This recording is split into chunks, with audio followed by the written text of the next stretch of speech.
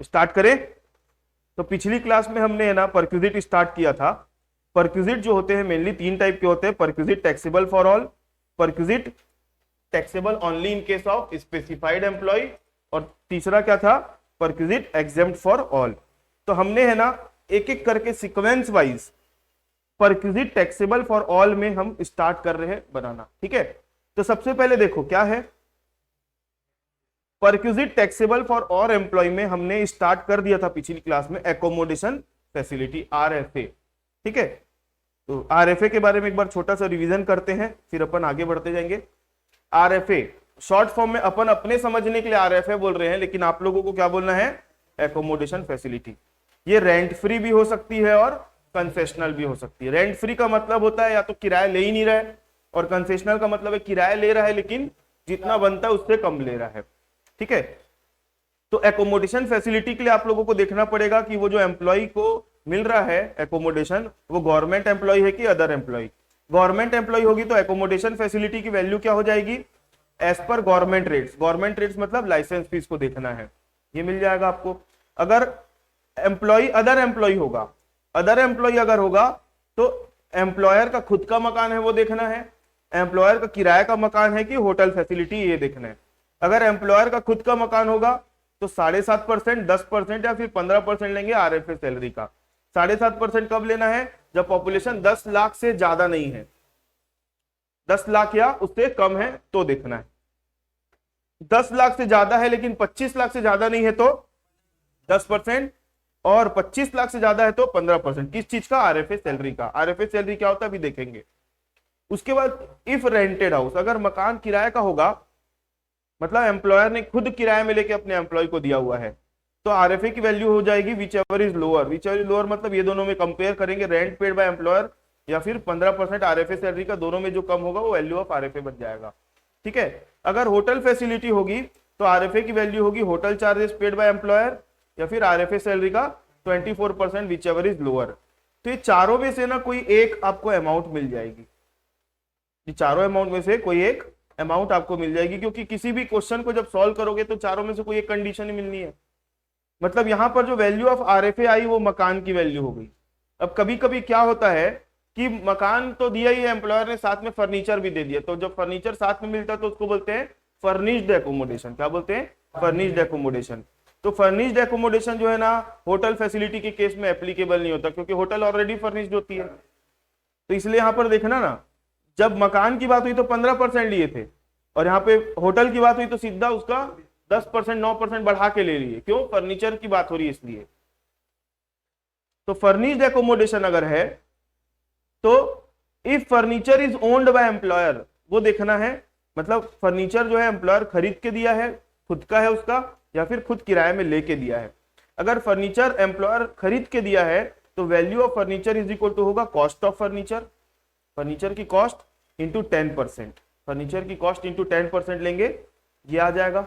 अगर फर्नीचर किराए का होगा तो rent of furniture paid by employer, ये ले लेंगे। ठीक है, कभी कभी क्वेश्चन में ये मिलेगा, कभी कभी ये मिलेगा, कभी कभी दोनों दे देगा। हो सकता है कि मान लो एक सोफा दिया है और एक रेफ्रिजरेटर दिया है, तो सोफा खरीदा हुआ है और रेफ्रिजरेटर किराए में लेके दिया है, तो जो चीज खरीदी हुई है एम्प्लॉयर की उसका 10% लेंगे, और जो चीज किराए की है तो उसका रेंट चार्जेस लेंगे। दोनों नहीं दिया है तो लेंगे ही नहीं यहां पर, इसीलिए तो इफ लिखा हुआ है। ठीक है, अब यहां पर ये वाली वैल्यू में जब अगर ये होगा तो ये दोनों को जोड़ोगे, ये नहीं होगा तो जोड़ने का जरूरत नहीं है। अगर ये वैल्यू जुड़ेगी तो अब जो मकान और फर्नीचर दोनों की एक साथ वैल्यू आ जाएगी, तो उसको बोलेंगे value of furnished accommodation, value of furnished accommodation. अब कभी कभी क्या होता है, एम्प्लॉयर है ना हमारे सैलरी से कुछ पैसा डिडक्ट कर लेता है। ठीक है, तो एम्प्लॉयर अगर कुछ सैलरी से डिडक्ट कर लिया है तो यहां पर जितना अमाउंट डिडक्ट किया है वो माइनस कर दो, तो अब आपको मिल जाएगा टैक्सेबल वैल्यू ऑफ एकोमोडेशन। ठीक, अब यहां पर हमने देखा था आरएफए सैलरी, आरएफए सैलरी और एक और आरएफए सैलरी, तीन जगह आरएफए सैलरी आई थी। ठीक, आरएफए सैलरी का मतलब क्या होता है, बेसिक सैलरी प्लस डियरनेस पे plus bonus plus any commission. Any commission मतलब किसी भी प्रकार का कमीशन हो सब लेना है। ठीक है, और all taxable allowances, all taxable allowances except normal DA, मतलब आपको सारे टैक्सेबल अलाउंस लेना है, लेकिन कौन सा वाला नहीं लेना है, नॉर्मल डीए नहीं लेना है। तो कौन सा वाला डीए लेना है, कंडीशनल वाला लेना है। तो आपको ये सब को जोड़ दोगे तो आपको क्या मिल जाएगी, आरएफए की सैलरी, और उसको उस ऊपर वाले फॉर्मूले में लेना है। ऐसा माना जाता है कि डियरनेस पे है ना, डियरनेस पे वो क्या होता है, कंडीशनल होता है। एक्चुअली डियरनेस पे और डियरनेस अलाउंस, डियरनेस पे और डियरनेस अलाउंस ये दोनों का पर्पस एक ही है। डियरनेस अलाउंस और डियरनेस पे का पर्पस एक ही है, महंगाई भत्ता, और एक को बोलते हैं महंगाई वेतन। डियरनेस पे का मतलब होता है महंगाई वेतन, और उसको बोलते हैं महंगाई भत्ता। डियरनेस पे है ना, पेमेंट का पार्ट बनता है, मतलब सैलरी का पार्ट बनता है, ठीक है। और डियरनेस अलाउंस जो क्या बनता है, अलाउंस का पार्ट है।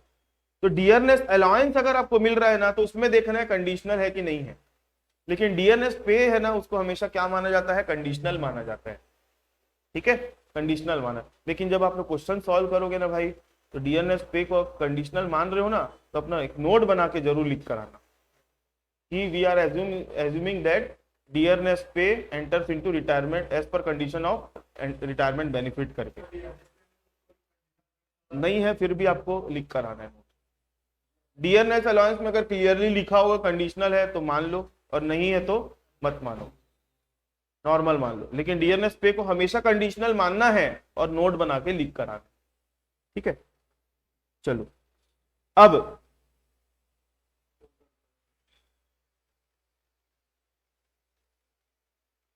एक मिनट ना, नंबरिंग का कुछ गड़बड़ है यहाँ पे।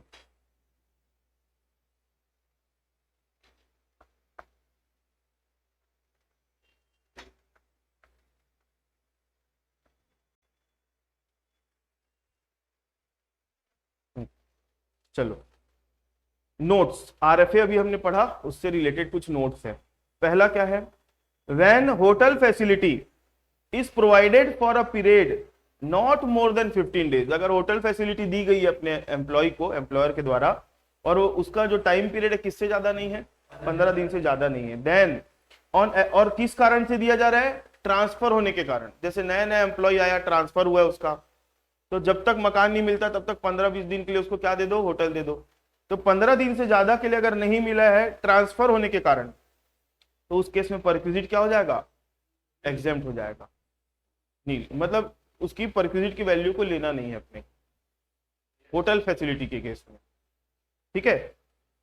दूसरा, RFA shall be exempt, RFA क्या होगा, एग्जेम्प्ट होगा if it is provided to employee, if it is provided to employee working at mining site, onshore oil exploration site, project execution site, dam site, power generation site और offshore site. मतलब पहले आप लोग है ना ऐसा मान के चलो कि आरएफए जो मिला हुआ है ना, एक ऐसी जगह पर मिला हुआ है, वो जो पूरे नाम लिखे हुए ना, ये एरिया है, मान लो ये एरिया है, ठीक है, ये एरिया है। ये कैसा एरिया है, वो जो मैंने अभी सर्कल बनाया, या ये तो माइनिंग साइट होगा, या फिर क्या होगा, ऑनशोर ऑयल एक्सप्लोरेशन साइट होगा, या फिर प्रोजेक्ट एग्जीक्यूशन साइट है, या डैम साइट है, पावर जनरेशन साइट है, या फिर ऑफशोर साइट है।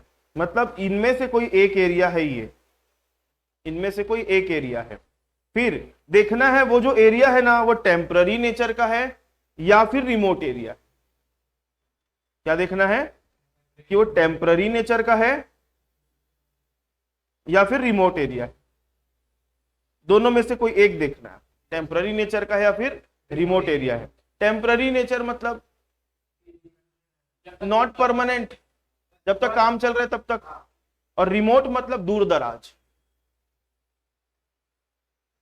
टेम्पररी नेचर का अगर है तो वहां पर आपको कुछ समय के लिए मिला हुआ है, जब तक काम चल रहा है तब तक मान लो। और रिमोट एरिया मतलब मैं यहाँ पे परमानेंट नेचर बोल सकता हूँ भाई, टेम्पररी होता तो ऊपर में आ जा रहा है, और यहां पर मैं क्या बोलूंगा, परमानेंट नेचर। परमानेंट नेचर का है और रिमोट एरिया में मिल रहा है, ठीक है। दूर, रिमोट एरिया मतलब दूर दराज, जहां थोड़ा पहुंचना मुश्किल है, ठीक है। तो ये आपको देखना है, ये जो एरिया है ना, इस एरिया को आपको समझना पड़ेगा। ये जो एरिया है, यहां पर जो आपका काम चल रहा है, कैसा एरिया है, माइनिंग साइट है, पावर जनरेशन साइट है, ऑफशोर साइट है, ऑनशोर ऑयल एक्सप्लोरेशन साइट है, ठीक है, प्रोजेक्ट वाला जो भी लिखा हुआ था इस टाइप का एरिया है, या फिर यहाँ पर, और यहाँ पर जहां काम चल रहा है ना वहां आपको क्या मिला हुआ है, मकान। और ये एरिया कैसा है, ये एरिया जो है अभी बताएगा एरिया, यहां पर जो मकान मिला है वो किस नेचर का है, टेम्पररी नेचर का है, और यहां पर जो मकान मिला है वो किस नेचर का है, परमानेंट। अब आई बात समझ में।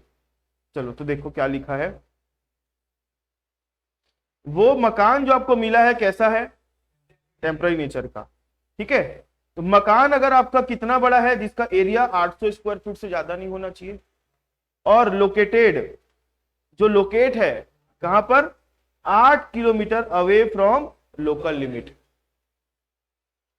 जिसका मकान जो मिला हुआ है ना, उसको, आपका मकान जो है 800 स्क्वायर फीट से ज्यादा का नहीं होना चाहिए पहला, और जो कहां लोकेटेड होना चाहिए, more than away from local limit, more than 8 kilometre, मतलब लोकेशन जो है 8 किलोमीटर से ज्यादा होनी चाहिए लोकल लिमिट। लोकल लिमिट मतलब म्युनिसिपल कॉर्पोरेशन की लिमिट, ठीक है। और मकान कैसा है, टेम्पररी नेचर का है, तो ये क्या हो जाएगा, एग्जेम्प्ट। अगर वो मकान आपको मिला हुआ है, वो जो साइट है वो कैसे एरिया पर है, रिमोट एरिया में, और मकान परमानेंट टाइप का मिला हुआ है, तो आपको देखना पड़ेगा कि उसकी जो लोकेशन है 40 किलोमीटर या उससे ज्यादा है, दूर है, ठीक है।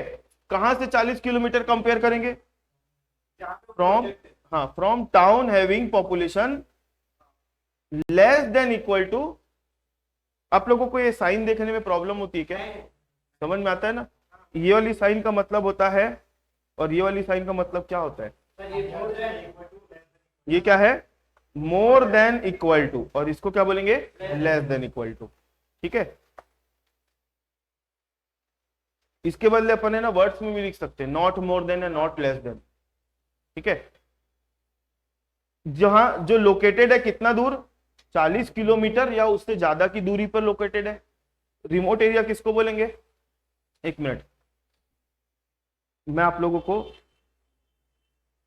इसको है ना, एक्चुअली जब ये नोट्स लिख रहा था ना मैं, तो एज इट इज मैं बुक से उठा के लिखा हूं, बस थोड़ा सा मैंने क्या किया है, वर्डिंग को चेंज, वर्डिंग चेंज नहीं किया है, लिखने का फ्लो चार्ट टाइप का बना दिया है, ठीक है। लेकिन अगर मैं इसके इंटरप्रिटेशन की बात करूं कि अपन इसको क्या समझ रहे हैं, तब आप लोग है ना, मैं इसको थोड़ा सा चेंज कर रहा हूं जिससे आप लोगों का कंफ्यूजन नहीं होगा, ठीक है।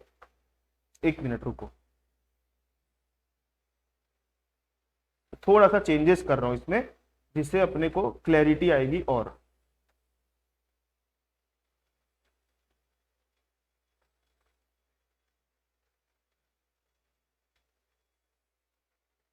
लिखा नहीं है ये बात, लेकिन इसका इंटरप्रिटेशन यही आ रहा है।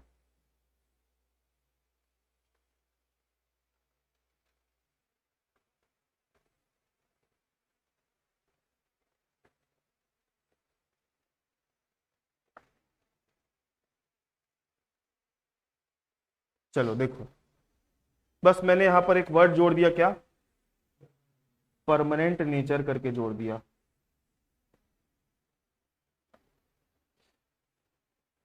अगर आपको जो क्या मिला हुआ है, अगर आपको मकान मिला हुआ है, क्या मिला हुआ है, मकान, ठीक है। किस जगह पर काम कर रहे हो आप, माइनिंग साइट, ये वाली साइट, ये वाली साइट, ये वाली साइट, ये वाली साइट, या फिर यहां पर, ऐसी जगह पर आपको क्या मिला हुआ है, मकान मिला हुआ है, ठीक है। तो अब आपको मकान का नेचर देखना है, क्या देखना है, नेचर, टेम्पररी नेचर का है कि परमानेंट नेचर का है। टेम्पररी नेचर का है मकान, और उसका जो एरिया है, मकान का एरिया प्लिंथ एरिया बोलते हैं, ठीक है, किससे ज्यादा नहीं होना चाहिए, और वो जो लोकेटेड है 8 किलोमीटर से ज्यादा लोकल लिमिट के, तो ये क्या हो जाएगा, एग्जेम्प्ट।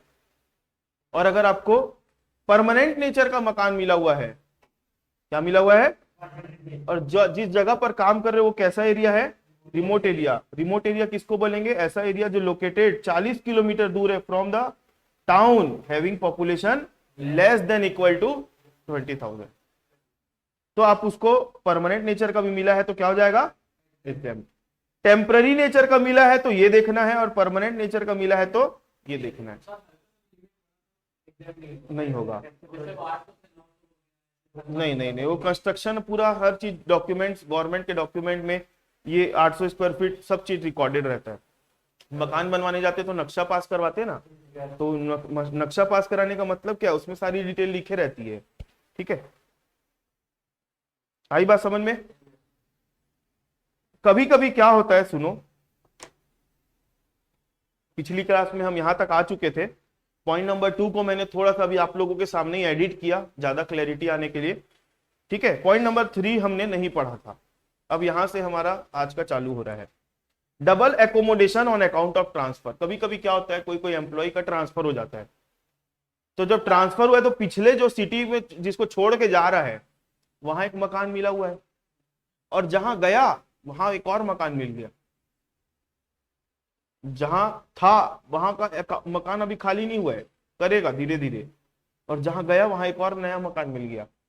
तो उस केस में क्या हो गया, उसके पास कितने एकोमोडेशन आ गए, डबल एकोमोडेशन आ गए। तो डबल एकोमोडेशन आ जा रहा है किस संबंध में, ट्रांसफर के संबंध में। तो उस केस में क्या करेंगे, उस केस में क्या करेंगे, फॉर फर्स्ट 90 डेज, पहले 90 दिनों के लिए और 90 दिनों के बाद। तो पहले तो ये देखना है 90 दिन का मतलब आप क्या समझ रहे हो।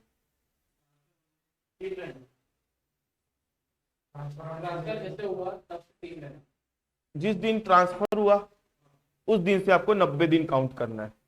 ठीक है, कभी कभी क्या होता है, एम्प्लॉय जो है तुरंत मकान खाली करके चला गया, यहाँ का खाली किया वहां चला गया। कभी कभी क्या होता है, यहाँ का भी मकान रखा हुआ है अपने पास और वहां का भी रखा हुआ है। ठीक है, और कभी कभी होता है कि रखा हुआ है तो थोड़े दिनों के लिए रखा है या फिर बहुत लंबे समय तक रखा हुआ है। तो इसलिए उस पीरियड को, जितने दिन तक वो दोनों मकान, जितने दिन तक वो दोनों मकान उसके हाथ में है, तो आपको देखना है फॉर फर्स्ट 90 दिन और आफ्टर 90 दिन। वैल्यू ऑफ, तो आप लोगों को उस समय वैल्यू ऑफ परक्विजिट निकालने के लिए क्या करना पड़ेगा, वैल्यू ऑफ फर्स्ट एकोमोडेशन आपको क्या करना पड़ेगा, पहले 90 दिनों के लिए ना, शुरू के 90 दिन का ही निकालना है। वैल्यू ऑफ फर्स्ट एकोमोडेशन ले लो, ठीक है, और वैल्यू ऑफ सेकेंड एकोमोडेशन ले लो। वैल्यू ऑफ परक्विजिट क्या हो जाएगा, दोनों में जो कम। आधी बात समझ में। हाँ, किधर की, हाँ घर की एकोमोडेशन, मतलब घर का वैल्यू ले रहे हैं। मतलब अगर मैं बोलूं पहले 90 दिन में, अगर पहले 90 दिन तक अगर आपके पास मकान है, तो यहां पर विच एवर इज लोअर करके ले रहे हैं ना, मतलब किसी एक मकान की वैल्यू जा रही है बस।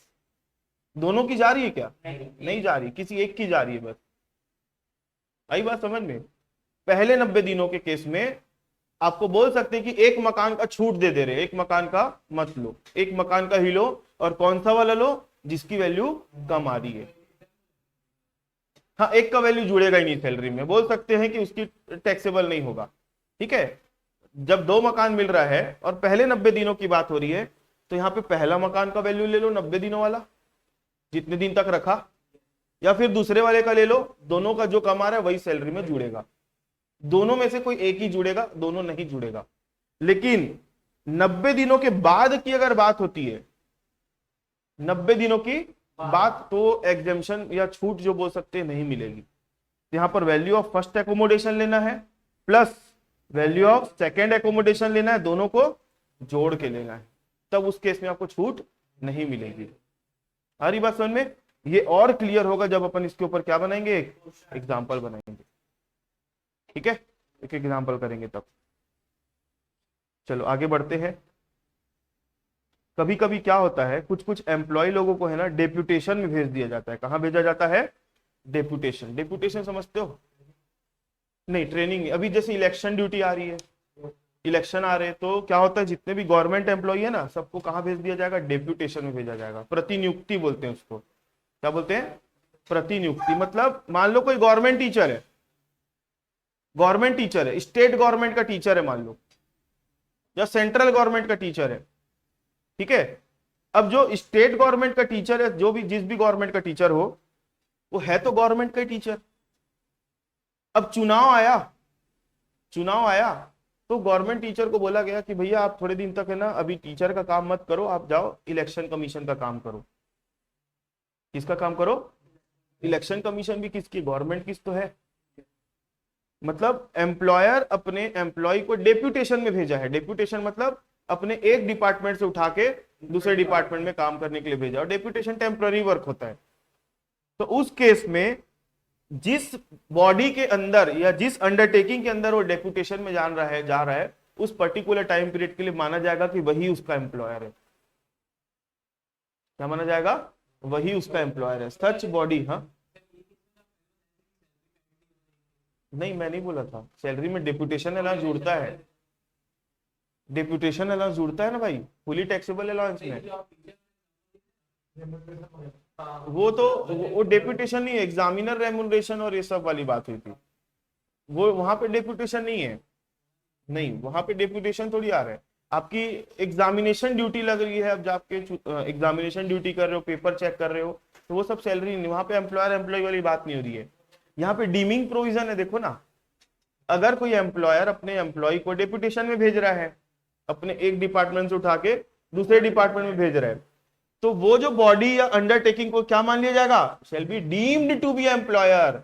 अब एम्प्लॉयर मान लिया मतलब क्या बन गई? एम्प्लॉयर एम्प्लॉय रिलेशनशिप बन गई।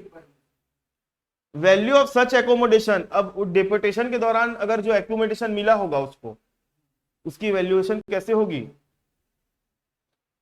Value of such accommodation shall be computed as owned by employer. Employer का खुद का मकान जो होता है, जानते हो ना आप लोग, ये वाला, मतलब भले वो किराए में रहे, होटल में रहे, रेंटेड रहे, कुछ भी रहे, ओन्ड रहे, कुछ भी रहे, लेकिन जब डेप्यूटेशन पर गया हुआ एम्प्लॉय, तो उसकी उस पर्टिकुलर टाइम पीरियड की आप वैल्यू ऑफ परक्विजिट कैसे निकालोगे? ओन के केस में निकालते हैं ना, 7.5 लाख, 10 पॉपुलेशन वाला 7.5%, 10% या फिर 15% ऑफ आरएफए सैलरी, वो वाला फॉर्मूला लगा के आपको निकालना है। ये बोलना चाह रहा है, ठीक है। डेप्यूटेशन के केस में जिस अंडरटेकिंग के अंडर में डेप्यूटेशन ले रहा है,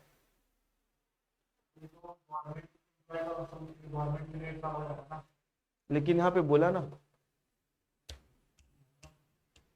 value of such accommodation shall be computed as owned by employer. तो ओन्ड वाला, हाँ, अब ओन्ड वाला मतलब ये वाले वैल्यू के हिसाब से निकलेगा, ठीक है। गवर्नमेंट के केस में ओन्ड और ये सब नहीं देखा जाता है, लेकिन यहाँ पर गवर्नमेंट के केस में लाइसेंस फीस देखते हैं ना, ठीक है, लेकिन यहाँ पे ओन्ड बाय वाला देखा जाएगा कि खुद का मकान है करके। क्लियर है? चलो, अब परक्विजिट हमारी आरएफए खत्म, आरएफए खत्म। अब क्या होता है, कभी कभी एम्प्लॉयर है ना, अपने एम्प्लॉय की किसी ऑब्लिगेशन का पेमेंट कर देता है। काहे का पेमेंट कर देता है? ऑब्लिगेशन मतलब खर्चा एम्प्लॉय का था, लेकिन पेमेंट कौन कर दे रहा है? एम्प्लॉयर।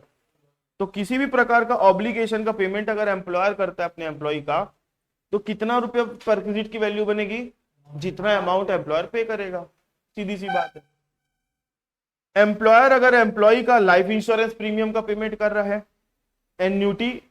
एन्यूटी का पेमेंट कर रहा है, सॉरी एन्यूटी नहीं, एन्यूटी कॉन्ट्रैक्ट पेमेंट, ये पूरा एक वर्ड है।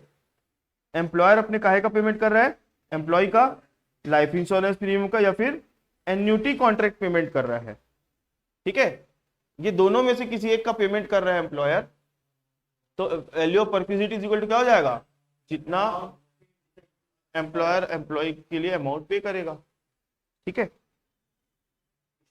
ईसॉप और स्वेट इक्विटी शेयर, याद आ रहा है? ईसॉप बता रहा हूं। ईसॉप मतलब होता है employee stock option plan, ESOP, ठीक है। और एक होता है स्वेट इक्विटी शेयर। जिन लोग एम्प्लॉय होते हैं ना कंपनी के, तो कंपनी में जैसे ही एम्प्लॉय बने तो कंपनी का कुछ है ना टर्म्स और कंडीशन होता है। वो सारे एम्प्लॉय को बोलती है कि आप लोग इतने दिन तक काम करो हमारे कंपनी में, ठीक है, मान लो 2.5 साल 3 साल, तो आप है ना हमारे कंपनी के ईसॉप लेने के लिए एलिजिबल हो जाओगे। तो जितने दिन उनको काम करना पड़ता है ईसॉप लेने के लिए, उसको बोलते हैं वेस्टिंग पीरियड। क्या बोलते हैं? Vesting period. तो अगर कोई एम्प्लॉय अगर उतने वेस्टिंग पीरियड सर्व कर दिया, तो वो एलिजिबल हो जाएगा कि कंपनी से वो क्या खरीद सकता है? ईसॉप ले सकता है, एम्प्लॉय स्टॉक ऑप्शन प्लान। तो ईसॉप जो होता है ना, एम्प्लॉय को फ्री में नहीं मिलता, सस्ते में मिलता है। किसमें मिलता है? सस्ते में। मान लो मार्केट में किसी शेयर का, एक शेयर का रेट चल रहा है 500 रुपए, तो ईसॉप उसको मिलेगा 150 रुपए में। मतलब कंपनी ने उसको कितना रुपए बेनिफिट पहुंचाया, 350 का। तो 350 रुपए पर क्यूजिट जो उसकी मार्केट वैल्यू है, मार्केट वैल्यू से जितने सस्ते में दे रहा है, ठीक है। अगर मान लो शेयर का 500 रुपए रेट चल रहा है, 150 रुपए में दिया, मतलब 350 रुपए सस्ते में दिया ना, तो 350 रुपए उसकी परक्विजिट बन जाएगी। स्वेट इक्विटी शेयर का मतलब होता है जिन लोग कंपनी में बहुत समय से, लंबे समय से काम कर रहे हैं। यहाँ पे वेस्टिंग पीरियड वाली बात नहीं होती। तो यहां पर ईसॉप जो होता है ना, प्रैक्टिकल होता है। प्रैक्टिकल मतलब ये यहां पर इमोशन नहीं खेलता। ईसॉप के केस में इमोशन अपना रोल प्ले नहीं करता। यहाँ पे कोई भी एम्प्लॉय हो, वो अगर इतने पर्टिकुलर वेस्टिंग पीरियड अगर सर्व कर दिया तो वो क्या ले लेगा, ईसॉप ले लेगा, चाहे वो एम्प्लॉय किसी भी टाइप का हो। और स्वेट इक्विटी शेयर में इमोशंस होते हैं, मतलब कंपनी इमोशंस के कारण अपने बोलती कि आप इतने समय से हमारे कंपनी में काम कर रहे हो, खून पसीना बहाए, स्वेट मतलब क्या, पसीना बहाए, जिसके कारण कंपनी के आप एक सदस्य बन गए हो, तो हम आपको शेयर देते हैं सस्ते में। या सस्ते में, फ्री में भी दे सकते, फ्री में दे दिए तो पूरा बोनस बन जाएगा। फ्री में देंगे तो पूरा बोनस बन जाएगा वो। ईसॉप नहीं, मैं क्या बोल रहा हूँ सुनो, यहां पर कंपनी ईसॉप जो है और स्वेट इक्विटी शेयर है, वो नॉर्मली सस्ते में देती है। नॉर्मली क्या करती है, सस्ते में देती है। सस्ते मतलब जो मार्केट में रेट चल रहा है उस रेट से कम में देती है, ठीक है। तो स्वेट इक्विटी शेयर जो है वो वहां पे इमोशंस के कारण कंपनी देती है कि आप इतने दिन से काम कर रहे हो तो आपको हम शेयर देंगे सस्ते में। तो यहाँ पर भी क्या होगा, जो मार्केट में रेट चल रहा है वो ले लो, और माइनस क्या करो, जितना एम्प्लॉय ने उस शेयर के लिए क्या किया, पे किया कंपनी को, दोनों को माइनस कर दो तो वैल्यू ऑफ परक्विजिट आ जाएगा। तो पहले नंबर पर हमने क्या लिया, फॉर्मूला क्या बोलता है, परक्विजिट निकालने का फॉर्मूला क्या है, फेयर मार्केट वैल्यू। क्या लेंगे, fair market value of such share less amount paid by employee for that share. Fair market value minus amount paid by employee, ये जो आएगा वैल्यू ऑफ परक्विजिट। अब समस्या है ना, फेयर मार्केट वैल्यू से रिलेटेड है भाई। फेयर मार्केट वैल्यू मतलब क्या, फेयर मार्केट वैल्यू ठीक है। फेयर मार्केट वैल्यू के केस में आपको ना 3 टाइप के शेयर्स देखने, पहले क्या देखने हैं, एक होगा लिस्टेड शेयर, एक क्या होगा, लिस्टेड शेयर देखना है कि अनलिस्टेड शेयर है, या फिर कोई स्पेसिफाइड सिक्योरिटी है बट वो इक्विटी शेयर नहीं है। स्पेसिफाइड सिक्योरिटी मतलब कोई डिबेंचर हो गया, प्रेफरेंस शेयर हो गया, ठीक है, ये सब specified security but equity share नहीं है। तो लिस्टेड शेयर अगर है तो उसके लिए फेयर मार्केट वैल्यू कैसे देखेंगे, अनलिस्टेड शेयर है तो उसके लिए फेयर मार्केट वैल्यू कैसे देखेंगे, और अदर देन इक्विटी शेयर वाला कोई स्पेसिफाइड सिक्योरिटी है तो उसके लिए फेयर मार्केट वैल्यू कैसे देखेंगे, ठीक है। पहले इनका देखो, अगर अनलिस्टेड शेयर्स है तो उसका फेयर मार्केट, अनलिस्टेड और लिस्टेड का मतलब समझते हो कि नहीं, एक है ना सिक्योरिटी एक्सचेंज होता है, स्टॉक एक्सचेंज, जहां पे शेयर का खरीदी बिक्री किया जाता है। तो वहां पर जो कंपनियां ना, उनको अपने आप को लिस्ट करवाना पड़ता है। क्या करवाना पड़ता है, लिस्ट, ठीक है। तो अगर कोई कंपनी का जो शेयर है अनलिस्टेड है, कंपनी अनलिस्टेड कंपनी है, तो उस केस में फेयर मार्केट वैल्यू कैसे देखेंगे, value determined by category 1 merchant banker registered with SEBI on specified date. मतलब जो कैटेगरी 1 के मर्चेंट बैंकर जो होते हैं ना, मर्चेंट बैंकर, उनकी अलग अलग कैटेगरी होती है, मतलब कैटेगरी 1 कैटेगरी 2 ऐसे करके डिवाइड करके रखे। तो जो कैटेगरी 1 वाले मर्चेंट बैंकर है जो सेबी से रजिस्टर्ड है, वो जो डेट पर वैल्यू डिटरमाइन करेंगे, स्पेसिफाइड डेट पर वैल्यू डिटरमाइन करेंगे, उस वैल्यू को क्या बोला जाएगा, फेयर मार्केट वैल्यू। कौन से केस में, अनलिस्टेड शेयर। और स्पेसिफाइड सिक्योरिटी अगर इक्विटी शेयर नहीं है तो उस केस में क्या करेंगे, value determined by merchant banker on specified date. यहां पर देखो कैटेगरी 1 भी नहीं लिखा और रजिस्टर्ड विद सेबी भी नहीं लिखा है।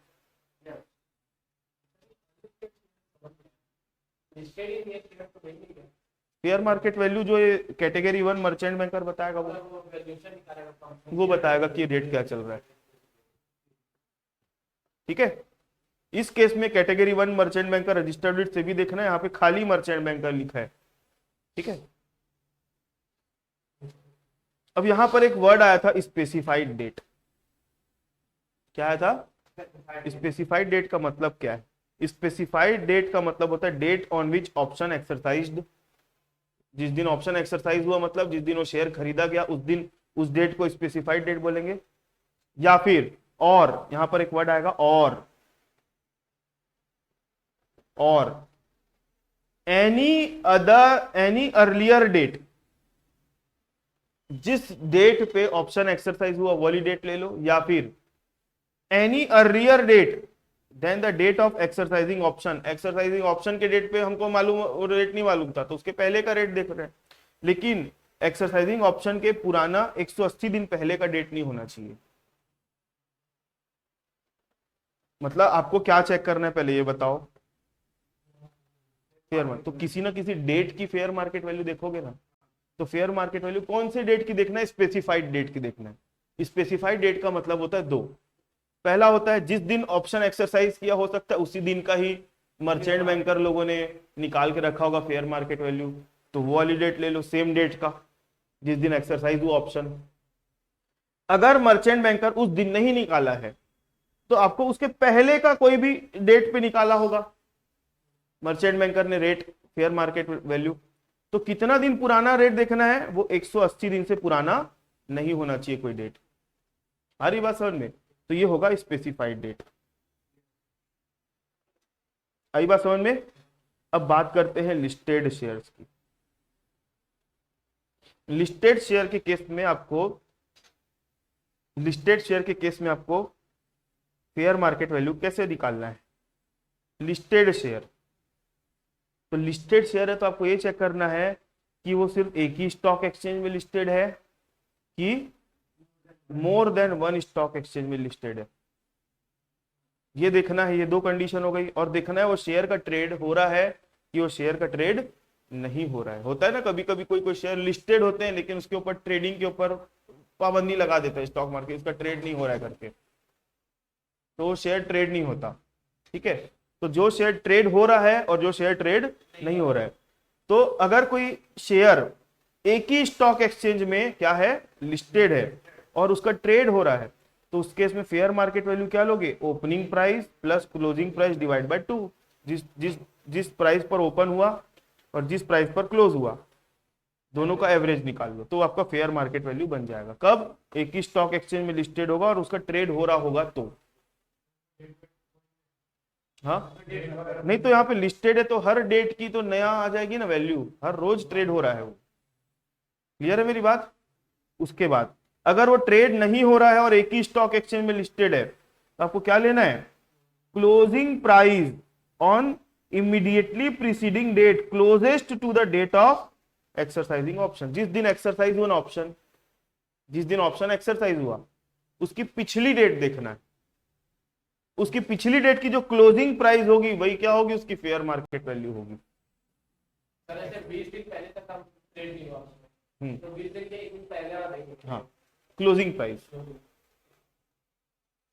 आई बात समझ में? अगर कोई शेयर ट्रेड नहीं हो रहा है तो closing price immediately preceding the date closest to the date of exercising option. जो ऑप्शन एक्सरसाइज होने के जस्ट पिछली जो डेट थी, क्लोजेस्ट डेट, उस दिन का जो क्लोजिंग प्राइस होगा वो। हरी बात समझ में? और अगर एक से ज्यादा स्टॉक एक्सचेंज में लिस्टेड होगा तो उस केस में भी ओपनिंग और क्लोजिंग का जोड़ना है, लेकिन ओपनिंग किसका लेंगे और क्लोजिंग किसका लेंगे? अगर एक से ज्यादा स्टॉक एक्सचेंज में लिस्टेड है तो ओपनिंग प्राइस किसका लोगे? फिर आप स्टॉक एक्सचेंज लोगों को देखना, जैसे एनएसई और बीएसई, मान लो दो स्टॉक एक्सचेंज है, तो एनएसई में उस शेयर में ज्यादा वॉल्यूम में ट्रेड हो रहा है और बीएसई में कम वॉल्यूम में ट्रेड हो रहा है। तो आपको जिस स्टॉक एक्सचेंज में ज्यादा वॉल्यूम में ट्रेड हो रहा है उसका आपको क्या करना है? उसका आपको क्या, एक मिनट आपको दिखा रहा हूं, रुको, मैं आप लोगों को ये चीज दिखा रहा हूं। अपन है ना एनएसई और बीएसई की वेबसाइट में जाके देखते हैं। एनएसई इंडिया, अपन बात करते हैं रिलायंस इंडस्ट्रीज की। ठीक है,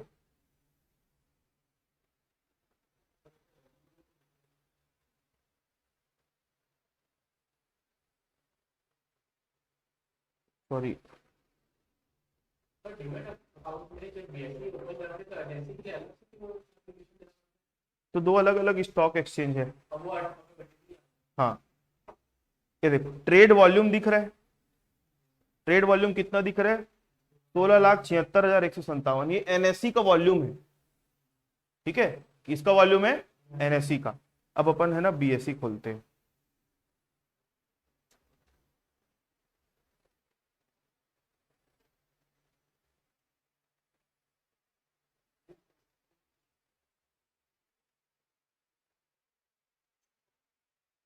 इसका वॉल्यूम कहाँ दिख रहा है,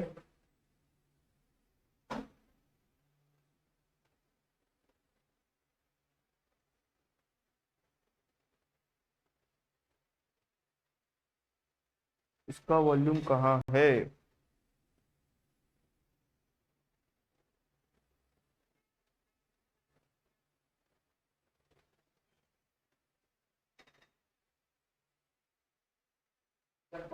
ये देखो ट्रेडेड क्वांटिटी दिख रहा है, यही वॉल्यूम है। बताओ इसकी वॉल्यूम कितनी है यहाँ पे, और वहां पे कितनी थी, 16 लाख के आसपास। तो बताओ कौन से वाले स्टॉक एक्सचेंज में ज्यादा वॉल्यूम दिख रहा है आपको, तो एनएससी का जो ओपनिंग प्राइस होगा ना वो लोगे, और क्लोजिंग किसका लोगे, एनएससी का ही लोगे। अगर मान लो बीएससी में ज्यादा हुआ रहता तो बीएससी का लेते। ठीक है, एक मिनट। हेलो हेलो, हाँ शिमाइल बोलो। हेलो, हाँ शिमाइल बोलो।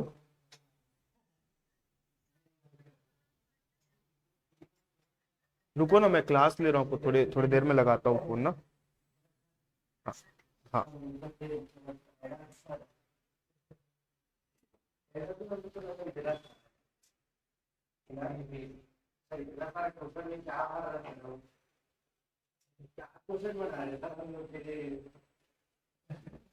आई बात समझ में।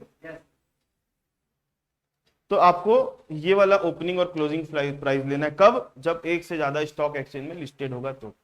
ठीक है, देखो ये सब चीजें ना मैं बोलता हूँ रटने वाली चीज तो है नहीं। अगर आप इसको लॉजिकली समझ गए और मान लो इससे रिलेटेड कभी क्वेश्चन आ गया तो आपके दिमाग में क्लिक नहीं करेगी चीजें, करेगी। हाँ, एक दो बार पढ़ने की जरूरत है।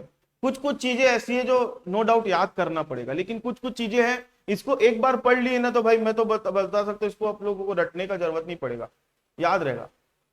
कुछ कुछ फॉर्मूला और आता है तो याद करना ही पड़ेगा, लेकिन ये ऐसी चीजें समझने वाली चीजें है।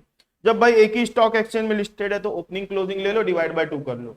और जब अगर स्टॉक एक्सचेंज में लिस्टेड नहीं है तो सॉरी एक से ज्यादा स्टॉक एक्सचेंज में लिस्टेड है तो उस स्टॉक एक्सचेंज का प्राइस लेना है जिसका वॉल्यूम ज्यादा है। ठीक है, प्लस क्लोजिंग किसका लोगे, उसी जिसका आपने ओपनिंग लिया उसी का आपको क्या लेना है, क्लोजिंग लेना है। हाँ, उसका फेयर प्राइस आएगा, ज्यादा वॉल्यूम मतलब ज्यादा अच्छा फेयर प्राइस आएगा, क्योंकि वहां डिमांड सप्लाई ज्यादा है इसलिए। आई बात समझ में।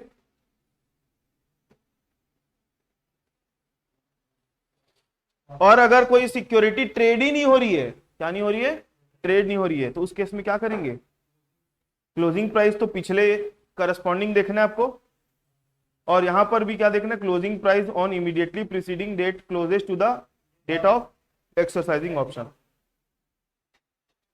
Of recognised stock exchange which record high trade volume. यहां पर भी हाई ट्रेड वॉल्यूम को ही कंसीडर करना है। क्लियर है। तो फेयर मार्केट वैल्यू देखो ऊपर ईसॉप में तो इतनी सी बात करके छोड़ दिया, फेयर मार्केट वैल्यू माइनस जितना अमाउंट चार्ज किया गया है वो। तो आपको यहाँ पर समस्या किस में डाल दिया, फेयर मार्केट वैल्यू, आपको लेना क्या है। तो ये पूरा कंडीशन है फेयर मार्केट वैल्यू से रिलेटेड। आई बात समझ में। चलो, तो ये कोई भी चीज एमसीक्यू के लिए इंपॉर्टेंट हो सकती है, कोई भी चीज। यूज ऑफ मूवेबल एसेट, अगर कोई एम्प्लॉयर अपने एम्प्लॉय को क्या दे के रखा है, मूवेबल एसेट दे के रखा है यूज करने के लिए, तो उस केस में जैसे फॉर एग्जांपल ये मोबाइल मान लो 30,000 का है, मान लो 30,000 का मोबाइल है फॉर एग्जांपल। ठीक है, अब मैं आपको इसको 1 साल के लिए चलाने के लिए दे दिया, लो चलाओ। तो मैं आपको कितने रुपए का बेनिफिट पहुंचाया, नहीं, 1 साल के लिए बस दिया, तो 1 साल में मोबाइल का वैल्यू कितना घटा होगा, कितना घटा होगा, मान लो तो 10% घटा होगा, तो 30,000 का मोबाइल है तो कितना घटा, 3,000, तो 3,000 का मैंने आपको बेनिफिट पहुंचाया। इसका मतलब ये यूज ऑफ मूवेबल एसेट। ठीक है, तो अगर कंप्यूटर मिला हुआ है, लैपटॉप मिला हुआ है कोई, या फिर कोई 10 साल पुरानी एसेट मिली हुई है, अगर क्या मिला हुआ है, कंप्यूटर, लैपटॉप, या फिर कोई 10 साल पुरानी एसेट, तो उस केस में परक्विजिट क्या हो जाएगी, एग्जेम्प्ट। कंप्यूटर लैपटॉप क्यों देता है एम्प्लॉयर, इसके पीछे लॉजिक क्या है कि अपने यूज के लिए कंप्यूटर देगा तो तू मेरा ही काम करेगा, ये सोच के देता है। और कोई 10 साल पुरानी एसेट यूज करने के लिए दे रहा है, इसके पीछे लॉजिक ये है कि अगर आप किसी एसेट के ऊपर 10 साल तक 10% लगा दो, वैल्यू 0 हो जाएगी। मतलब 0 रुपए की चीज अगर आपको 10 साल बाद यूज करने दे रहा है, तो भाई 0 रुपए की चीज, ये 30,000 का मोबाइल है अभी मैंने बोला, तो 10 साल तक अगर यूज करने दे दिया, मैं 11वें साल में अगर दे रहा हूं मैं आपको, तो भाई ये तो 10 साल तक तो आपने 10% तो यूज कर लिया ना इसका, तो इसकी वैल्यू तो 0 हो गई। 0 रुपए की चीज यूज करने दे रहा हूं, तो उसका कहां से परक्विजिट आएगा। हाँ, कंप्यूटर लैपटॉप अगर कोई नया क्यों ना हो तो भी उसका वैल्यू 0 होगा, मतलब लेना एग्जेम्प्ट होगा। लेकिन कोई दूसरी एसेट है, ठीक है, यहां पर एनी अदर वर्ड लिख देता हूं जिससे आप लोग कंफ्यूज नहीं होंगे। Any other 10 year old asset,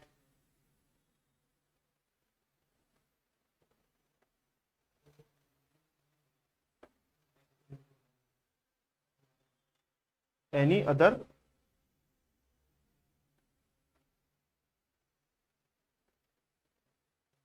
10 year old asset.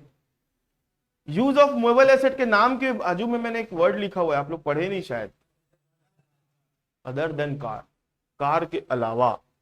तो कार के लिए अलग रूल बना हुआ है, कार भी प्रकार की मूवेबल एसेट है लेकिन उसके लिए रूल अलग बना हुआ है। यहाँ पे अदर देन कार की बात हो रही है, जैसे refrigerator, music system, AC, cooler, जो भी एसेट मूवेबल नेचर के होते हैं वो। और कोई दूसरी एसेट अगर है तो आपको देखना है वो खुद की है एम्प्लॉयर की कि किराए की है। अगर कोई दूसरी एसेट है तो आपको क्या देखना है, खुद की है कि किराए की है।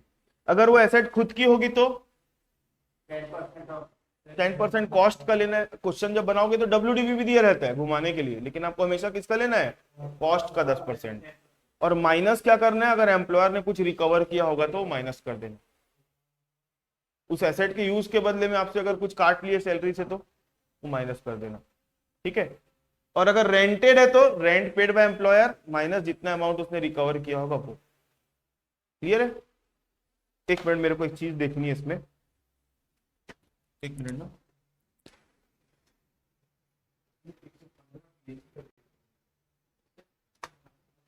ये रेंट वाला डाउन हुआ, ये फिर चले आएगा ना RFA में।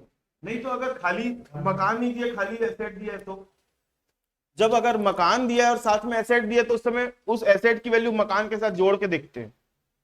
आई बात समझ में। अगर मकान के साथ में एसेट दिया है तो उस समय मकान और एसेट को, मकान को फर्निश्ड बोल देंगे। लेकिन अभी जो बात हो रही है वो मकान की बात ही नहीं हो रही, यहाँ पे सिर्फ एसेट दिया है तो उसकी वैल्यू को तो अलग से लेना पड़ेगा ना। और जब आप देखोगे मकान के साथ अगर एसेट मिलता है तो यही वाला तो रूल वहां भी लगता है, रेंट चार्जेस और ये वाला, है ना। एक मिनट रुकना ना।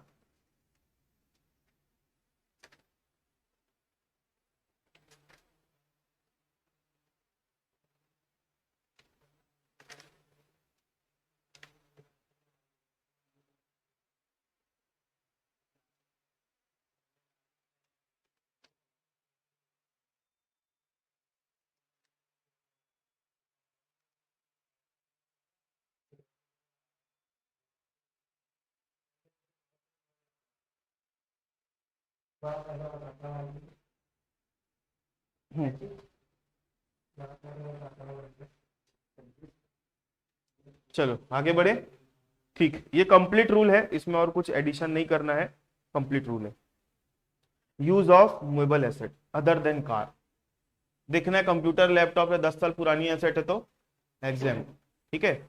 और अगर अदर कोई एसेट है तो एसेट रेंटेड है वो देखना है कि खुद की है, रेंटेड अगर होगी तो rent paid minus amount recovered, और खुद की होगी तो कॉस्ट का 10% और amount recovered from employ.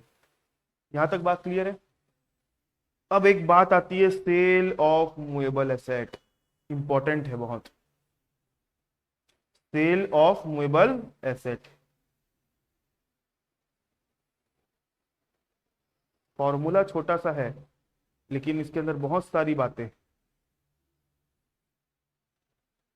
Cell of movable asset, for example इसके पीछे का पहले लॉजिक समझो। मान लो ये एम्प्लॉयर है और मान लो ये एम्प्लॉई है। एम्प्लॉयर ने अपने एम्प्लॉय को एक मोबाइल बेचा, मोबाइल की बात नहीं करते, कंप्यूटर बेचा मान लो।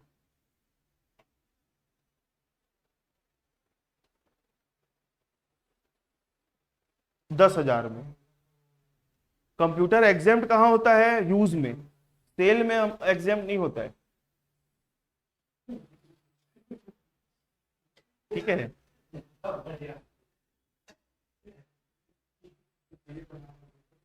अगर एम्प्लॉयर ने अपने एम्प्लॉय को कंप्यूटर बेचा, कितने में बेचा? 10,000 में बेचा, ठीक है। मतलब एम्प्लॉय जो है 10,000 किसको देगा? एम्प्लॉयर को देगा। एम्प्लॉयर ने इस कंप्यूटर को खरीदा था कितने में? मान लो 30,000 में। कितने में खरीदा था? 30,000 में, ठीक है। मैं अभी एक लॉजिक समझा रहा हूं ना, एग्जैक्ट रूल क्या है वो थोड़ी देर के बाद बताऊंगा। अभी मैं एक लॉजिक बस समझा रहा हूं कि परक्विजिट कैसे आती है। मान लो खरीदा था इसने 1/4/2020 को। कितने में खरीदा था? कब खरीदा था? 1/4/2020 को खरीदा था 30,000 में। फॉर एग्जाम्पल मान लो कंप्यूटर के ऊपर 10% डेप्रिसिएशन लगता है। कितना लगता है? 10%। लेकिन लगेगा कुछ और, जो रूल में लिखा है वही लगेगा, मैं तो समझाने के लिए बस बता रहा हूं। और कंप्यूटर बेच रहा है कब? 31/3/2024 को। इसको 21 कर लो, ठीक है। मतलब एम्प्लॉयर पहले इस एसेट को 3 साल तक यूज किया खुद ही, 21 से 24 तक, 21/22, 22, 23, 24 तक यूज किया पूरा। 3 साल यूज करने के बाद उसने अपने कंप्यूटर को किसको बेच दिया? एम्प्लॉय को 10,000 में। जब वो खरीदा था तो कितने का था? 30 का था। तो मेरा सवाल ये है कि एम्प्लॉयर ने एम्प्लॉय को कितने रुपए का बेनिफिट पहुंचाया? कितने रुपए का बेनिफिट पहुंचाया? 30,000 का कंप्यूटर था, 10% के हिसाब से 3 साल का डेप्रिसिएशन कितना लगेगा? तो यहां पर डेप्रिसिएशन निकालने का 2 अलग अलग तरीका है, एक WDV मेथड है और एक स्ट्रेट लाइन मेथड है, ठीक है। अगर आप WDV मेथड से निकालते हो तो क्या आएगा? चलो अभी अपन एक समझने के लिए स्ट्रेट लाइन लगा देते हैं, लॉजिक बस बताना है मेरे को। 3 साल का डेप्रिसिएशन लगा दो 9,000 रुपए, 10% करके। तो कंप्यूटर की आज की वैल्यू कितनी हो गई? 11,000 हाँ, 21,000 का हुआ, ये वैल्यू हो गई जिस दिन उसको कंप्यूटर दिया उस दिन की वैल्यू। और कंप्यूटर दिया कितने में? मतलब 21,000 की चीज को 10,000 में दे रहा है, मतलब बेनिफिट कितने का पहुंचा रहा है? 11,000। बस यही लॉजिक है इसके पीछे, ठीक है। अब आप लोगों को ओरिजिनल फॉर्मूले में क्या लिखा है वो दिखा रहा हूं।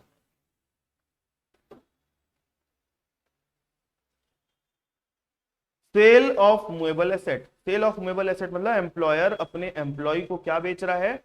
एसेट बेच रहा है। कैसी एसेट बेच रहा है? Movable asset. अब यहाँ पे कार भी हो सकती है, मैं यूज की बात ही नहीं कर रहा हूं। यूज में कंप्यूटर लैपटॉप एग्जेम्प्ट था, 10 साल पुरानी एसेट एग्जेम्प्ट थी, और कार की बात हो नहीं रही थी। लेकिन सेल हो रही है यहाँ पे, सेल मतलब यहाँ पे ओनरशिप ट्रांसफर हो रही है। एम्प्लॉयर अब बेच रहा है अपने एम्प्लॉय को। यहां पर क्या होगा देखो, सबसे पहले आपको क्या लेना है? कॉस्ट ऑफ एसेट लेना है। क्या लेना है? एसेट की कॉस्ट, कितने में एम्प्लॉयर ने खरीदा था। कॉस्ट ऑफ एसेट आपको लेना है। कॉस्ट ऑफ एसेट किसका लेना है? इसका मतलब जो एम्प्लॉयर को पड़ा होगा।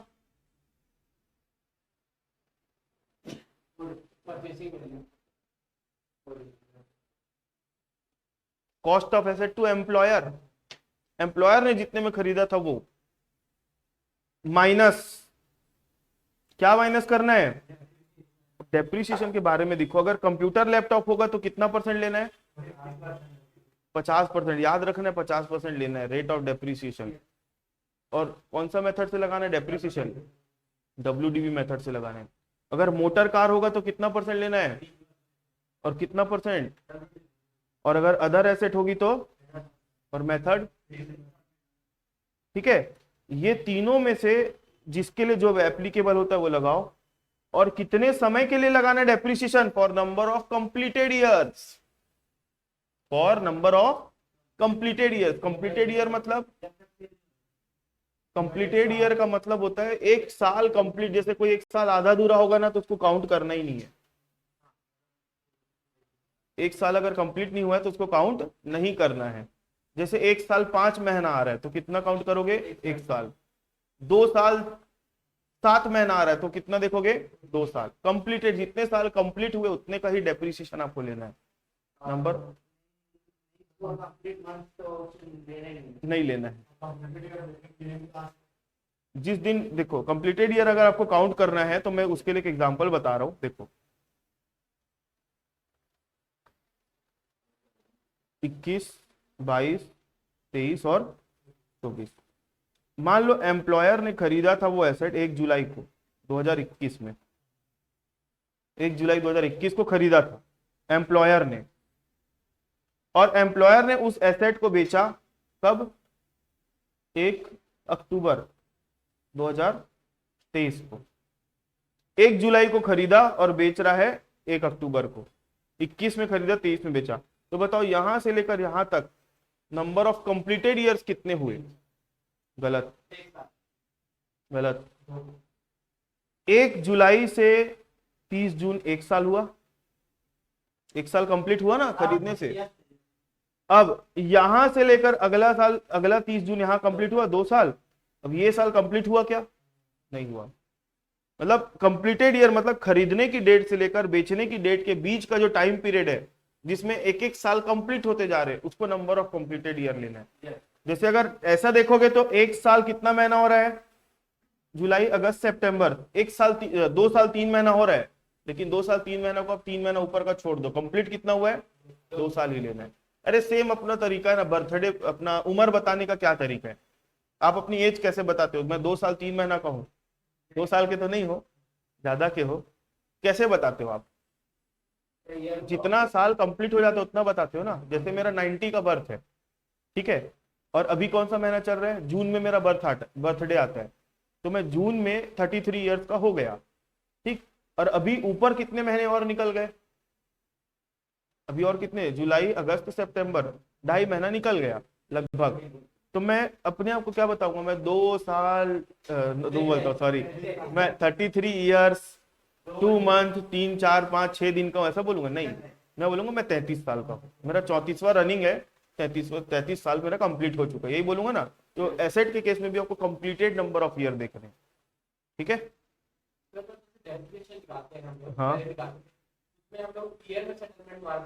हाँ, डेप्रिसिएशन जब एक्चुअली अकाउंटिंग जब पढ़ोगे ना तो डेप्रिसिएशन में आप महीनों को भी गिनते हो कि इतने साल इतने महीने का डेप्रिसिएशन लगता है, लेकिन यहाँ पर आपको कंप्लीटेड ईयर का ही डेप्रिसिएशन लगाना है, ठीक है।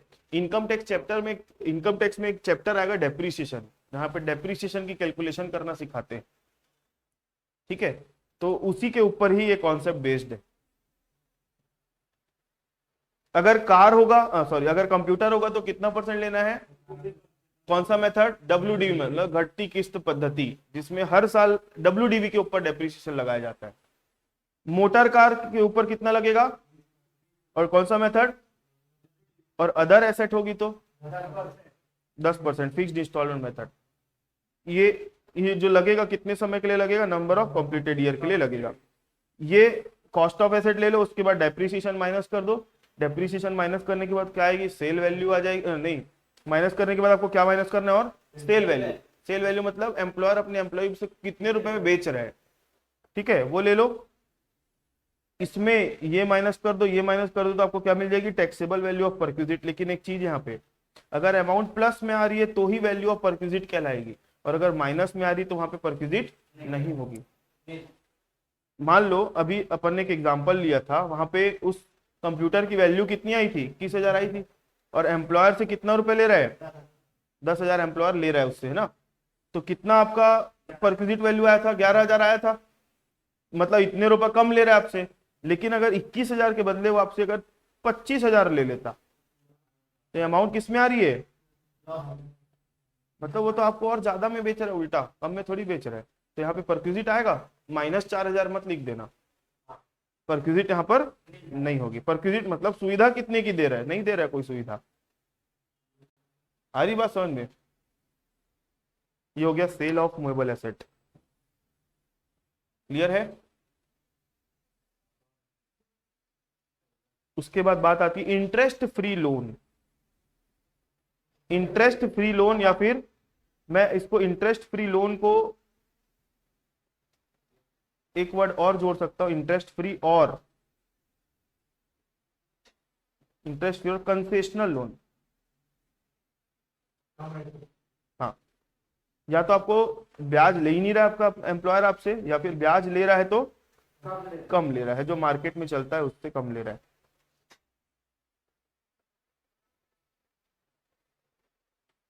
तो यहां पर इतनी सारी कंडीशन देखनी पड़ेगी भाई लोग आप लोगों को। Interest free loan, if loan amount is not more than 20,000, अगर लोन की अमाउंट 20,000 से ज्यादा नहीं है। क्या हुआ पहले समझ में आई बात। मान लो एम्प्लॉय है, वो अपने एम्प्लॉयर से क्या किया है, लोन लिया है, तो एम्प्लॉयर ने उसको लोन दे दिया है, तो लोन या तो उसको उससे ब्याज ले ही नहीं रहा होगा, या फिर ब्याज ले रहा होगा तो मार्केट रेट से कम ले रहा होगा, तो उसको बोलेंगे इंटरेस्ट फ्री या फिर कंसेशनल लोन फैसिलिटी। तो आपको देखना है लोन जो लिया ना लोन, उसकी अमाउंट 20,000 से ज्यादा है क्या कि नहीं है, ये देखना है।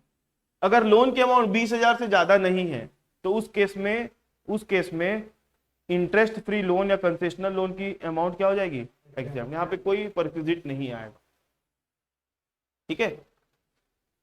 अगर लोन की अमाउंट है 20,000 से ज्यादा, लोन की अमाउंट क्या है 20,000 से ज्यादा है, तो आपको देखना है लोन किस लिए लिया है। If loan taken for the purpose of treatment of specified diseases, अगर लोन लिया किस लिए, स्पेसिफाइड डिजीज के लिए लिया है, तो लोन क्या हो जाएगा, एग्जेम्प्ट। फिर लोन कितने का भी ले, हरी बात समझ में। और अगर किसी अदर पर्पस के लिए लोन लिया है, बच्चे की शादी के लिए, बेटी की पढ़ाई के लिए, या जिसके लिए भी लोन लिया है उसने, ठीक है, तो उस केस में टोटल इंटरेस्ट लेना है आपको। टोटल इंटरेस्ट मतलब amount of loan into rate of interest as per SBI. Question में आरबीआई का दे देगा, सीबीआई का दे देगा, सब अलग अलग बैंक का रेट दे देगा, लेकिन आपको हमेशा किसका लेना है, इनटू आउटस्टैंडिंग पीरियड अपॉन 12। जरूरी थोड़ी कि लोन 1 अप्रैल को देगा, लोन साल में बीच में कभी भी दे सकता है। तो जिस डेट को लोन दिया है उस डेट से आपको देखना है 31 मार्च तक, उस डेट को बोलेंगे आउटस्टैंडिंग पीरियड। कितने दिन के लिए लोन दिया हुआ है आपको। मान लो 1 अक्टूबर को लोन मिला, तो ब्याज 1 अप्रैल से जोड़ोगे नहीं, अक्टूबर से मार्च तक लोगे ना। जितने पीरियड के लिए उस प्रीवियस ईयर में आपके पास लोन था उसी का ब्याज लगेगा ना। इंटरेस्ट की अमाउंट आएगी तो amount of loan into rate of interest as per SBI into outstanding period upon 12। इससे एक अमाउंट मिल जाएगी। इससे आपको क्या मिलेगा, टोटल इंटरेस्ट मिलेगा, less interest charged by employer. Employer ने कितना इंटरेस्ट चार्ज किया, amount of loan into rate of interest charge by employee into outstanding. मान लो लोन एसबीआई का रेट था मान लो 8%, एसबीआई का रेट कितना था, लेकिन एम्प्लॉयर आपसे चार्ज कर रहा है 4%। एम्प्लॉयर कितना कर रहा है, तो आप पहले एसबीआई वाला ब्याज निकाल लो 8% के हिसाब से, फिर एम्प्लॉयर जितना चार्ज कर रहा है 4% वाला वो निकाल लो, ये दोनों को माइनस कर दो, ये दोनों को क्या कर दो, तो आपको क्या मिल जाएगा, इंटरेस्ट फ्री लोन की अमाउंट मिल जाएगी। क्लियर है। इसका एक तरीका और है, यहां पर मैंने पूरा वर्किंग कर डाला। यहां पे एक तरीका और है कि ये पूरा कैलकुलेशन मत करो, यहां पर सिर्फ रेट को माइनस कर दो। 8% में दिया, 8% एसबीआई का रेट माइनस कितना परसेंट ले रहा है वो 4। तो आपको है ना अलग अलग निकालने का जरूरत नहीं है, अभी 8 - 4 करके सीधा 4% ही कैलकुलेट करो, वो आ जाएगा। आउटस्टैंडिंग पीरियड तो लेना ही लेना है, ठीक है। ये 2 तरीका है, लेकिन मेरे को ये ज्यादा अच्छा लगता है, नहीं मालूम क्यों, ठीक है। हाँ, अब इसमें मेरे को एक चीज और बतानी है। एक मिनट,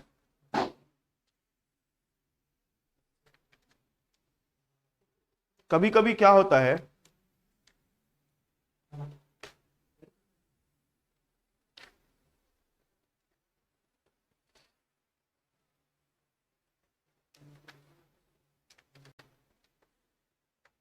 समझ में तो आ रहा है कि ऊपर से जा रहा है पूरा?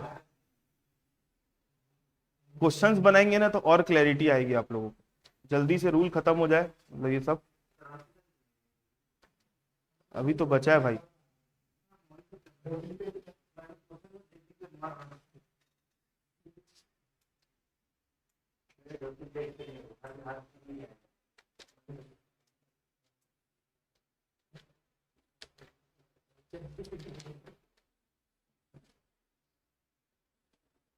एक मिनट ना,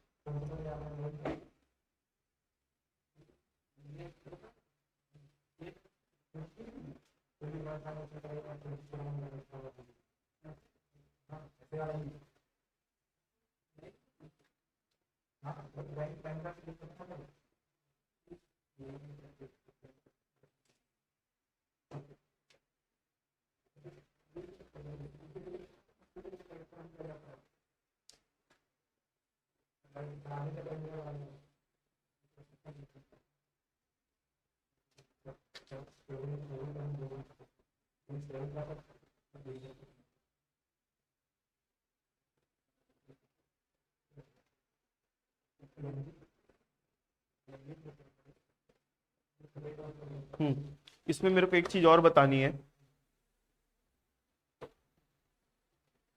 कभी कभी क्या होता है, यहां पर अपन देखे थे इंटरेस्ट फ्री लोन के केस में कि एक तो लोन की अमाउंट अगर 20,000 से ज्यादा नहीं है तो एग्जाम्प्ट होता है, ठीक है। दूसरा अपन क्या देखे थे कि अगर किसी स्पेसिफाइड 20,000 से ज्यादा है लोन की अमाउंट, लेकिन अगर किसी स्पेसिफाइड बीमारी के इलाज के लिए ले रहा है तो भी क्या होगा, एग्जाम्प्ट। लेकिन कभी कभी क्या होता है, एम्प्लॉय अगर मान लो मेडिकल इंश्योरेंस करा के रखा है, क्या करा के रखा है, मेडिकल इंश्योरेंस करा के रखा है, तो मेडिकल इंश्योरेंस कराने के कारण उसको पैसा रीइंबर्समेंट हो जाता है, मालूम है? हाँ, पैसा उसको रीइंबर्स हो जाएगा। इंश्योरेंस का पैसा मतलब खर्चा करो, बाद में पूरा कंपनी, इंश्योरेंस कंपनी पैसा वापस दे देती है, तो उस केस में टैक्सेबल हो जाएगा, एग्जाम नहीं होगा। एम्प्लॉयर से लोन लिया ट्रीटमेंट कराने के लिए, कोई कोई बीमारियां ऐसी होती है या कुछ कुछ इंश्योरेंस ऐसे होते हैं, बोलते पहले खर्चा कर लो आप अपने पास का, जो बिल होगा क्लेम कर देना, हम आपको पैसा दे देंगे। तो एम्प्लॉयर से लोन लिया है किस लिए? खर्चा करने के लिए। बाद में फिर क्या हुआ, बिल वगैरह लगा दिया एम्प्लॉय, इंश्योरेंस कंपनी में क्लेम कर लिया, तो इंश्योरेंस कंपनी से पूरा पैसा रीइंबर्स हो गया। तो उस केस में बीमारी का पैसा पूरा कहाँ आ गया, मतलब पूरा वापस आ गया जो इलाज में लग गया था। तो उस केस में वो एग्जेम्प्ट नहीं होगा, हाँ वो टैक्सेबल होगा। तो यहाँ पर मैं लिख देता हूं एग्जेम्पशन, एक्सेप्ट, एक्सेप्ट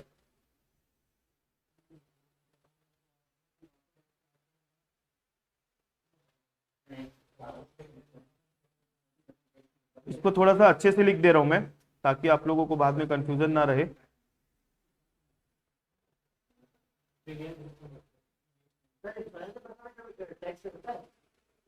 हाँ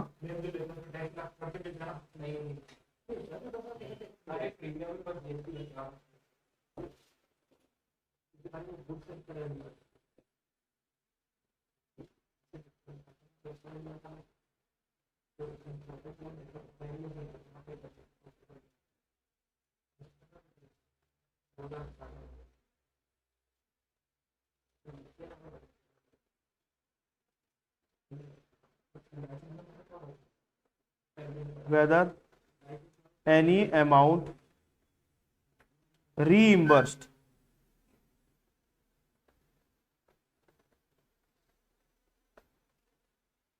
from insurance company under insurance policy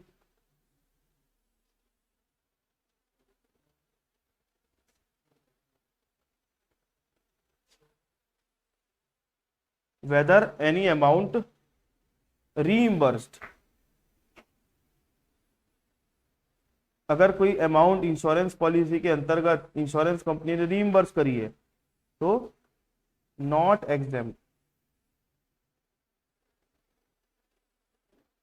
तो नॉट एग्जेम्प्ट, ठीक है।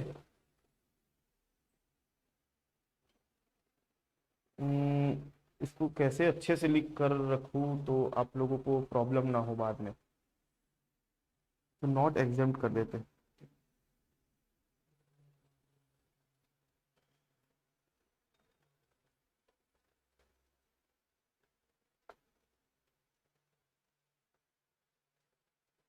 एक मिनट रुको, ज्यादा कॉम्प्लिकेट करने से भी कोई मतलब नहीं है, जब एक लाइन में बात खत्म हो जाएगी तो वही कर रहा हूँ।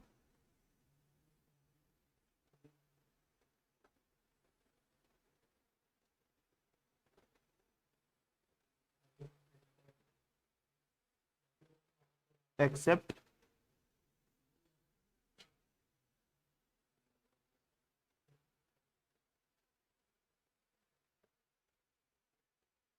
Amount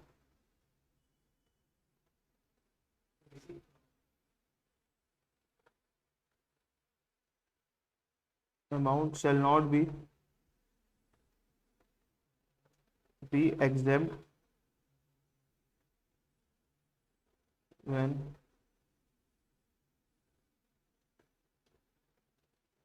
any amount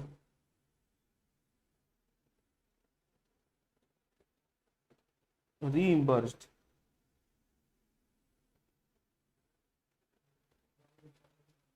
from insurance company, reimbursed by insurance company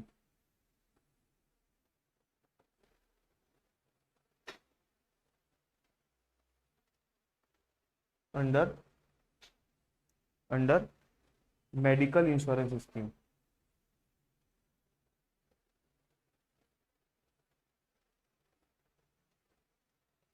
ठीक है, अगर किसी बीमारी के इलाज के लिए ले रहा है, बीमारी भी कैसी, सर्दी बुखार वाली बीमारी नहीं, कैसी बीमारी, specified disease in rule 3A में लिखा हुआ है कौन कौन सी बीमारी है, ठीक है, कौन कौन सी बीमारी है वो रूल 3 में स्पेसिफाइड है। उन्हीं बीमारी के इलाज कराने के लिए अगर लोन लेगा तो क्या हो जाएगा, एग्जाम। बट अगर मेडिकल इंश्योरेंस कंपनी से अगर उसको मेडिकल इंश्योरेंस का कुछ पैसा रीइंबर्स हो जाता है तो एग्जाम्प्ट नहीं होगा। और अदर पर्पस के लिए अगर लोन ले रहा है तो वैल्यू ऑफ इंटरेस्ट फैसिलिटी ऐसे करके आएगा। हाँ हाँ हाँ हाँ, नहीं नहीं, देखो लोन दिया है ना, तो सबसे पहले बात, लोन का पैसा तो प्रिंसिपल अमाउंट आपसे वापस लेगा ही आपसे एम्प्लॉयर। लोन दे रहा है तो लोन का पैसा आपको कोई इनकम नहीं है, वो तो आपकी लाइबिलिटी है। लोन की प्रिंसिपल अमाउंट आपको वापस करनी पड़ेगी कभी ना कभी। वो या तो आपके सैलरी से काट लेगा या फिर आप ये लम सम में पेमेंट कर दोगे, रीपेमेंट, वो बात की बात है, ठीक है। लेकिन लोन के ऊपर आपसे ब्याज नहीं ले रहा है, या फिर ब्याज ले रहा है तो कम ले रहा है, वो आपको बेनिफिट पहुंचा रहा है ना, हम उसको परक्विजिट मानते हैं। सारी बात समझ में, हम उसको परक्विजिट मानते हैं। तो ये हो गया आपका interest free concessional loan facility, ठीक है। इंटरेस्ट फ्री क्यों बोलते हैं, या तो ब्याज ले ही नहीं रहा होगा। कंसेशनल क्यों बोलते हैं, ब्याज ले रहा होगा तो कम ले रहा होगा। तो ये फॉर्मूला यहाँ पे दोनों काम करवा देते हैं। एक होता है food and non alcoholic beverages, मतलब एम्प्लॉयर अपने एम्प्लॉय को खाना खाने की फैसिलिटी या नाश्ता पानी की फैसिलिटी दे के रखा है। तो अगर टी स्नैक्स है, अगर क्या है, टी स्नैक्स, टी और स्नैक्स को रिफ्रेशमेंट भी बोलते हैं, तो क्या होगा, exempt. Exemption not available if employee opted into section 115 BSC. अगर सेक्शन 115 बीएससी लेके रखा हुआ है वो, तो इसका एग्जेम्पशन टी स्नैक्स का भी पैसा जुड़ेगा। और अगर लंच फैसिलिटी मिली हुई है, क्या मिली हुई है, लंच फैसिलिटी, तो एक्सपेंसेस इनकर्ड बाय एम्प्लॉयर, ठीक है। कितना खर्चा कर रहा है एम्प्लॉयर, आपको क्वेश्चन में मिलेगा, ठीक है। मान लो एक दिन खाना खिलाता है तो 80 रुपए खर्च करता है आपके पीछे, 300 दिन तक खाना खिलाया है तो कितना रुपए आएगा, 24,000 आएगा, 80 इंटू 300 करके। तो एक्सपेंसेस इनकर्ड बाय एम्प्लॉयर, ठीक। और इसमें दो चीजें माइनस करनी है। एक माइनस करना है exempt which ever is lower. Exempt कितना करोगे, जितना एक्सपेंस किया है वही माइनस करना है, या फिर मैक्सिमम लिमिट, दोनों में जो कम होगा वो जाके बाहर में माइनस हो जाएगा। मैक्सिमम लिमिट कितनी है, 50 रुपए पर मील। मैक्सिमम लिमिट कितनी है, 50 रुपए पर मील आपकी मैक्सिमम लिमिट है। ये दोनों में जो कम होगा, ये दोनों में जो कम होगा वो होगा आपका एग्जेम्प्ट अमाउंट। मतलब आप पहले क्या किए, जितना एम्प्लॉयर ने खर्च किया उसको लिए, फिर एग्जेम्प्ट करना है, एग्जेम्प्ट एग्जेम्प्ट, ये दोनों में जो कम होगा वो, जितना खर्चा किया वही ले लो फिर से, या फिर मैक्सिमम लिमिट कितनी लेना है, 50 रुपए पर मील। ये दोनों में इसको माइनस करो, मतलब इन दोनों में जो छोटा होगा पहले वो बाहर आएगा, इसमें ये माइनस हो जाएगा। और कभी कभी एम्प्लॉयर क्या करता है, एम्प्लॉय लोगों से थोड़ा बहुत पैसा चार्ज कर लेता है, तो जो चार्ज किया वो माइनस कर दो, तो जो बचेगा उसको क्या बोलेंगे, वैल्यू ऑफ या taxable value of lunch facility. Clear, expenses incurred में जीरो हो गया, ऐसा हो ही नहीं सकता, ये जीरो हो गया तो इन दो, तो उस केस में भाई जो है वही बाहर जाएगा, 50 रुपए।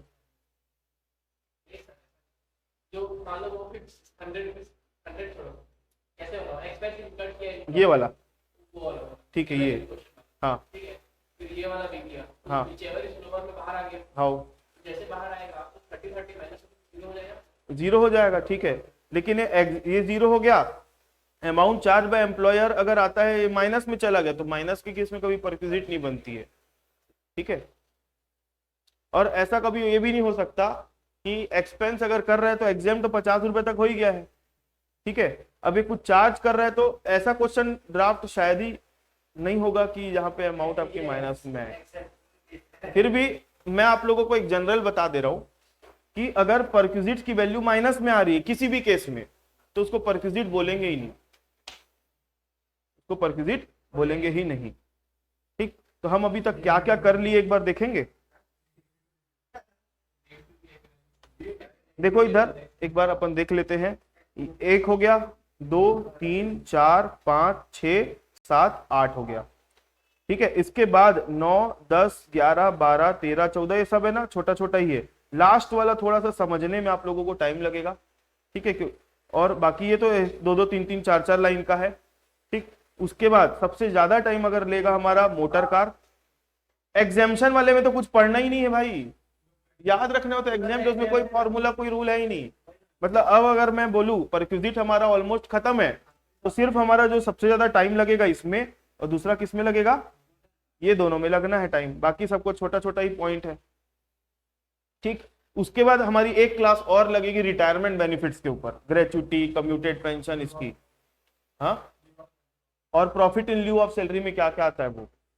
ठीक है, तो ये हमारा अगर हो गया तो फिर हमारे रूल्स वाला जो पार्ट है, प्रोविजन मतलब जो कैलकुलेशन वाला पार्ट है वो हम चालू कर देंगे। ठीक है, तो मैं अगली क्लास में ये करवा देता हूँ आप लोगों को, फिर अपन उसके बाद क्वेश्चंस में भी आ जाएंगे जल्दी से। ठीक है, चलो क्लास ओवर, फिर नेक्स्ट क्लास में मिलते हैं।